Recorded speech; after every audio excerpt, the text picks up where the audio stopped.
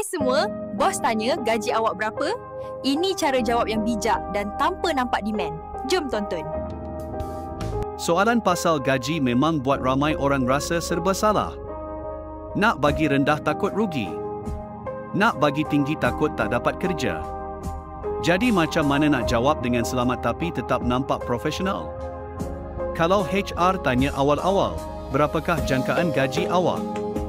Jawab dengan diplomatik, saya terbuka untuk berbincang, bergantung kepada skop kerja dan tanggungjawab yang diberi. Ayat ni selamat tak terlalu buka harga, tapi tak nampak pasif.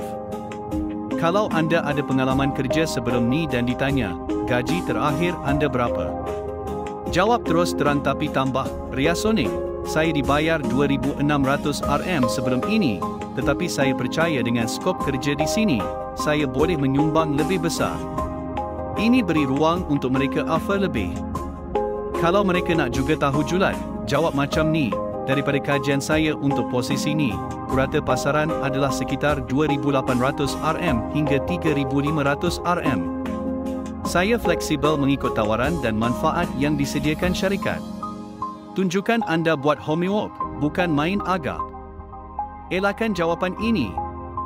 Saya ikut je berapa yang syarikat nak. Apa-apa pun saya terima. Ayat ni nampak anda tak yakin dengan nilai diri sendiri. Kalau korang rasa soalan ni tricky, komen gaji kat bawah. Saya nak tahu korang biasa jawab macam mana. Jangan lupa tekan subscribe, video seterusnya saya akan ajar macam mana nak jawab, kenapa kami perlu ambil awak bekerja.